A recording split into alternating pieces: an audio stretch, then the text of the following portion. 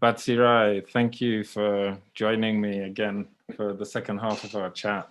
So we've got half an hour. For those who didn't meet Batsirai previously on the live stream, Batsirai is a experienced design lead, and he's currently based in Dubai, and he's also the designer, the creative designer behind the Sankofa Display Typeface, which we're using for Nairobi Design Week this year as well.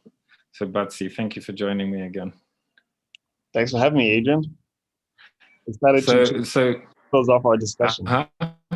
Excited to close off our discussion. We're having a great talk last time. Yeah, it was a good chat. It was a good chat. So it's nice to be able to finish it. Now we've got internet. So we talked a bit about Sankofa Display previously, and you've mentioned to me that you worked as well with a Nigerian designer on the project. So what was the process behind creating the typeface from scratch? Cool. So yeah, so when I first came up with the idea of creating the typeface, I only knew one thing, that I wanted it to feel authentic, and I wanted it to feel African. So initially, I actually approached a typography designer who's from Mexico, because I was trying to work with referrals, because I knew in order to find someone great, the fastest and easiest way is to get referred to by someone who actually knows them, who's seen their work. So I first contacted a Mexican designer, because I'm not a typographer myself. So I wanted someone who this was their forte, and they were going to create something amazing. So I started there, and eventually I ended up being referred to a Nigerian artist, which ended up making more sense, because if I wanted something authentic, it made sense to hire someone from Africa to do it. So I had a look at his work on Instagram. I loved what he did and what he represented, and got in touch with him. And his brief was simple. I just wanted something that felt African, authentic, and ethnic. So I wanted to really leave the creativity up to him. I didn't want to constrain him with my preconceived notions of what the typeface should be. So he came up with an idea, and the first option he came up with was the one. So it was quite seamless in that he immediately understood what I wanted to create. And so he gave me that initial kind of nudge in terms of art direction. And then I took it up and created the rest of the letter forms and numbers, symbols, and actually created the typeface itself and published it. So yeah, it was quite a seamless experience. And I think being in lockdown at the time also helped, because we're used to collaborating with people who are all over the world. So the remote work actually helped us to work together a lot more seamlessly, and it was quite an enjoyable experience. What did you then, as like a first-time type designer, learn from him that you could take away for future projects? So I actually wasn't involved in his entire process.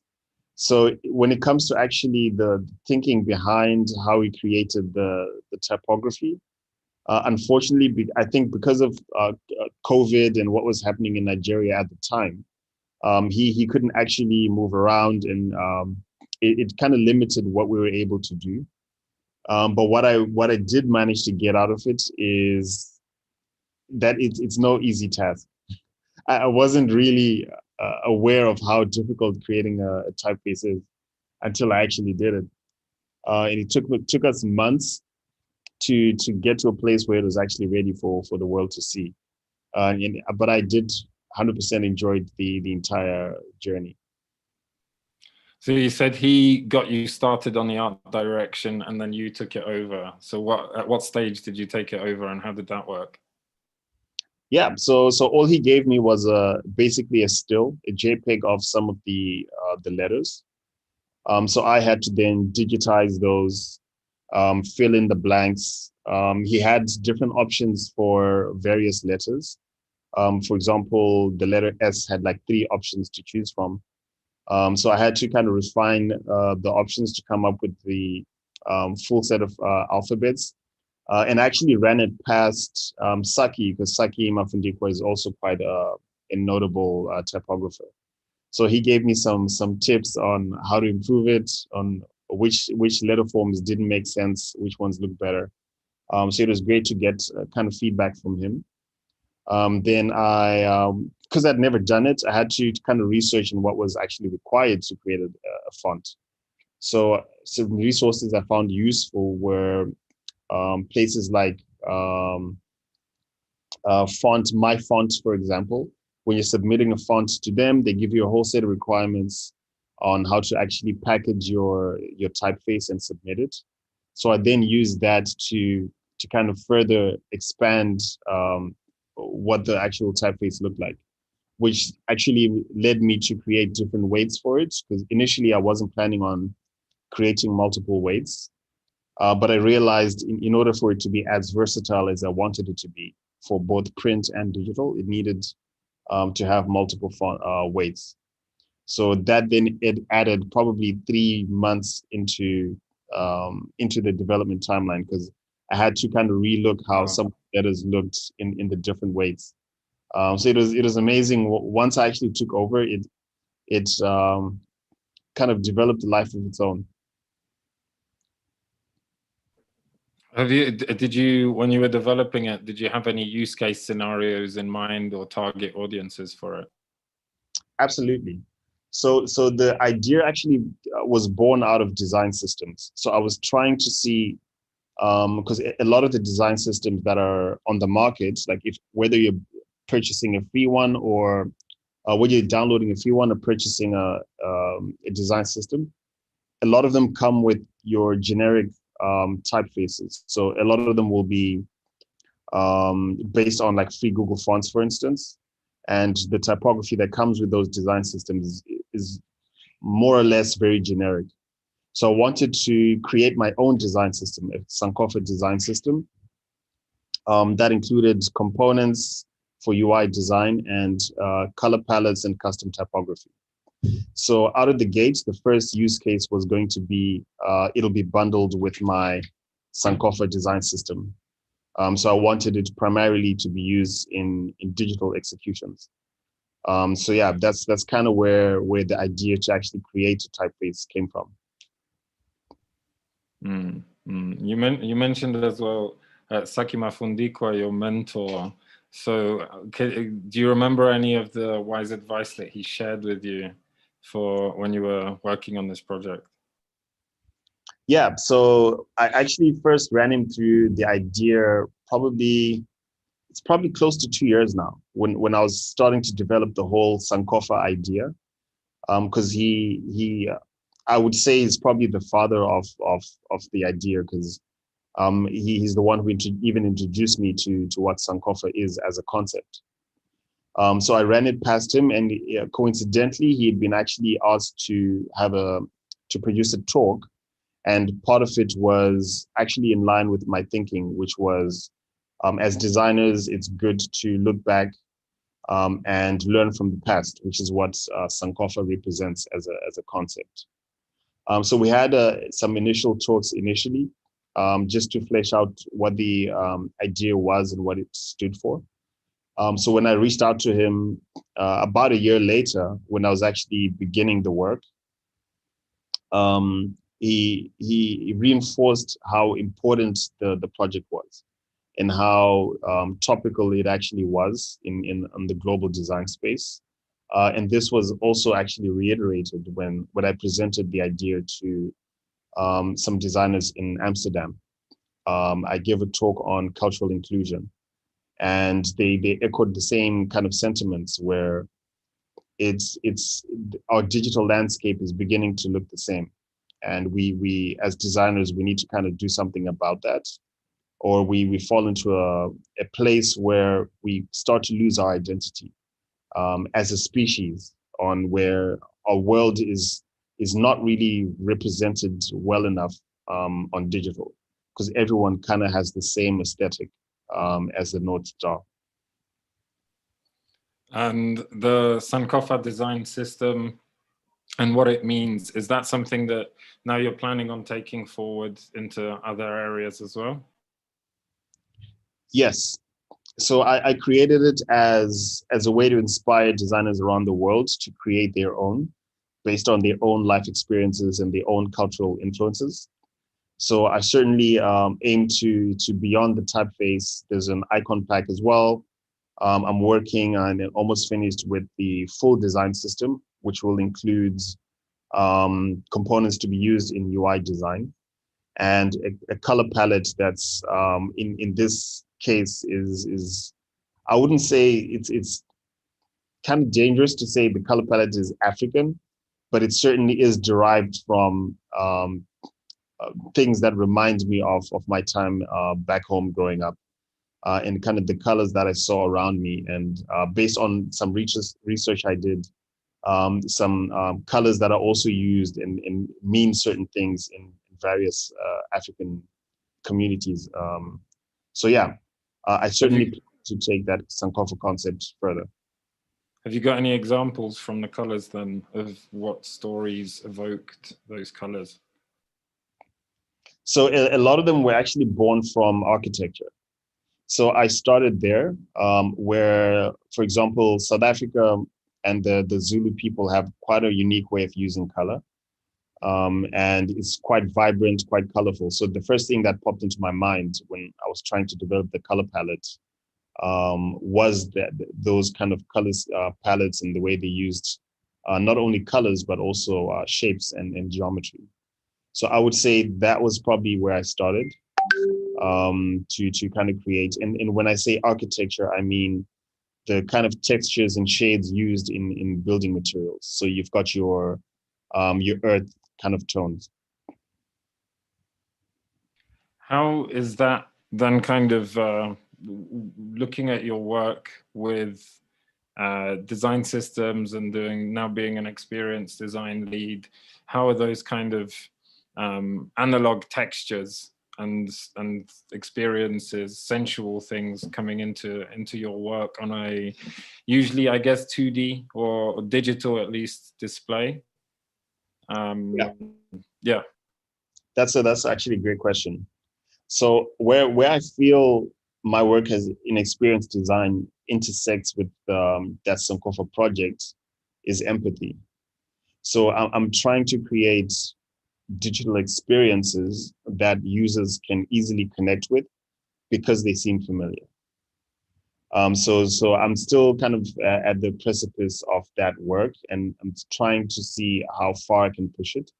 Because I watched a TED Talk on how some African communities actually use fractals in the way they do their design their communities from an architecture point of view. How their villages are structured, where you have a compound within a compound within a compound, all the way down to individual family units, and how they sit around their structures. It's all built around the same concept. So it forms like a fractal, which is shapes within shapes.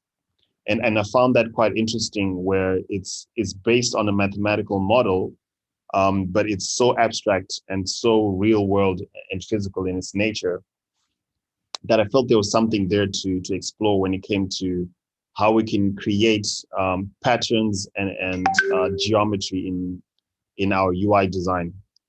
So there's also like an aspect of patterns that I'm also trying to develop along with color palettes and the typography. Okay, is that also something part of Sankofa? Absolutely, yes. Okay, so there's like a whole rollout out planned for this identity. Yeah, so it's meant to be kind of modular in its nature, where each aspect, when I speak of inspiring designers from around the world, they can take each aspect of Sankofa and retrofit it to their experiences and their influences. So whether it's the typography or the color palettes, whether it's the icons or the patterns that come with Sankofa, all of those should be able to be regionalized based on where each designer is. Have you had others get in touch with you who have bought the font and told you what they're doing with you or shown you some examples? Not yet. Nairobi Design was first. Oh, that's good. That's good. Pioneers. Well, it's got such, yeah, I could imagine it being used on album covers and movies. Yeah, it's interesting actually. I got invited to the Type Designers Conference, I believe, in New York. It's happening in next month in March, and part of their submission request was that I show them examples of how the Sankofa display font can actually be used. And I found it quite interesting because I hadn't actually performed that exercise extensively, but I started placing it, for example, in print executions, and it looked amazing, and as well as a Netflix documentary title. So I mocked up like a Netflix UI and placed, it looked amazing. So it actually showed me that it is possible to create something that's versatile and unique without having to rely on like serif and sans serif fonts as we usually do. Mm-hmm. I'd love to see if you could actually maybe share some of like this process stuff and we can overlay it as well. That'd be really cool. You mean overlay it on the call now?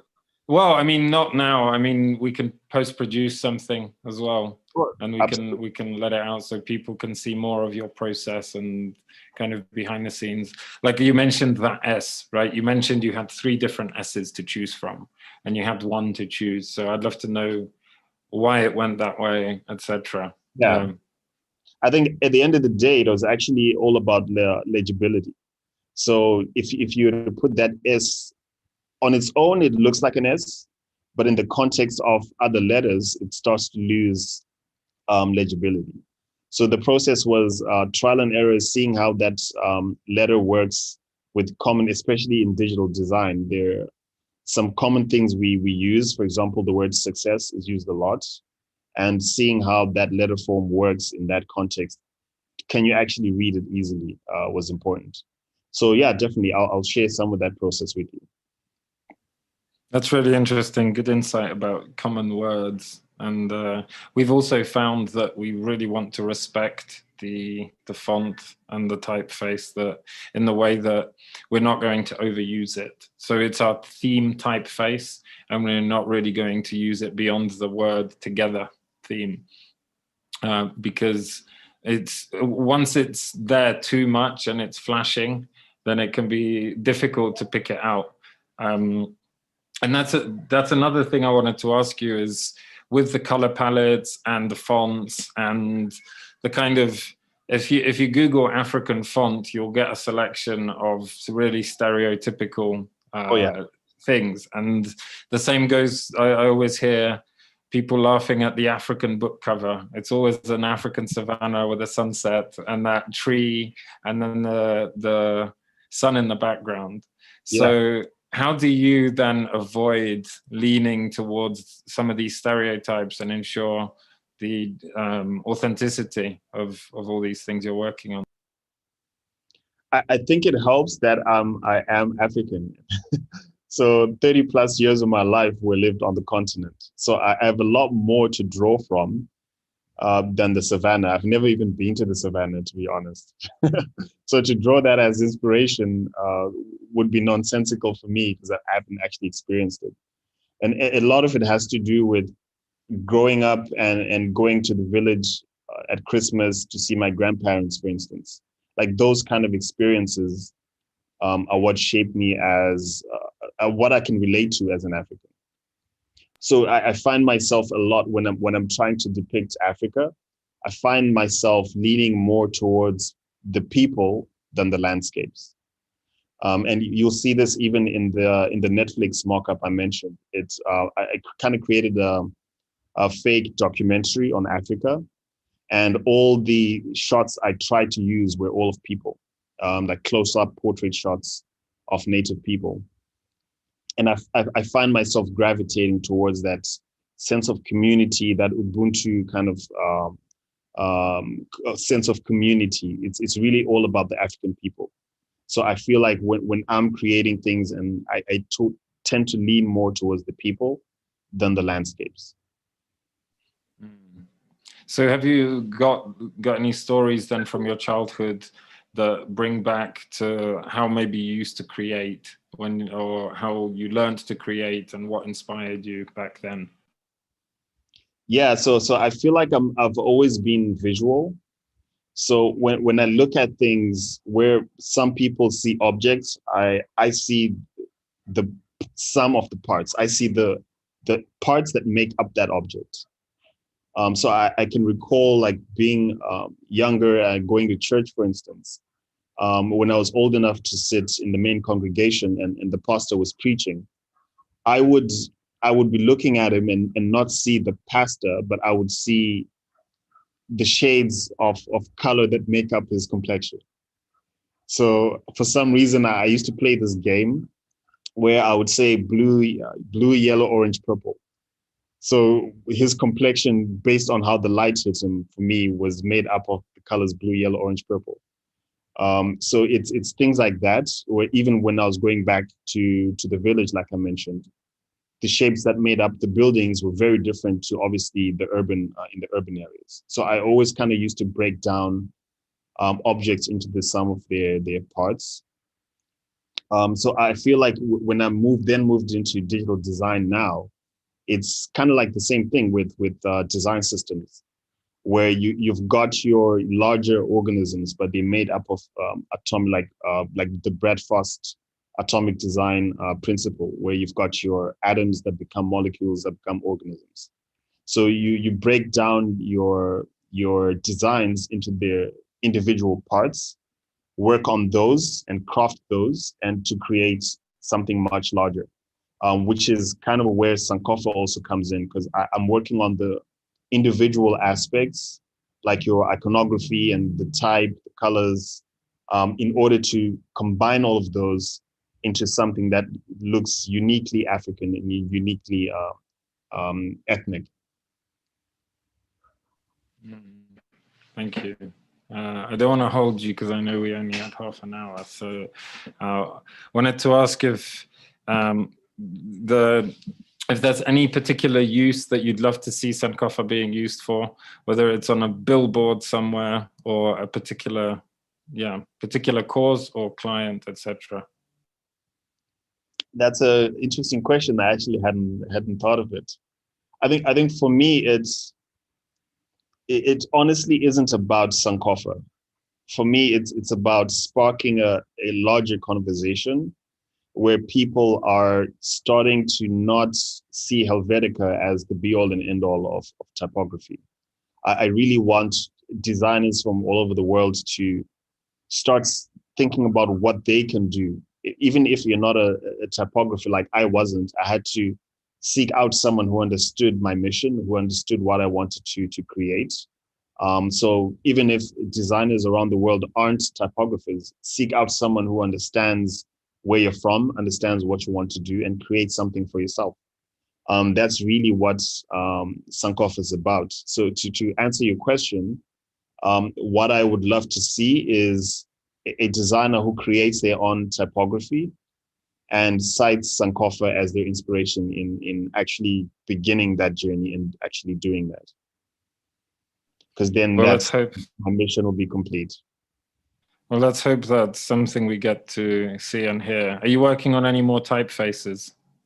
Nope, not at the moment. So what are your plans for this year then, quickly? Yeah, so this year, I've actually got more plans personally than I do in the design space. So it's like I've kind of resolved to do more reading. So I'm reading a book.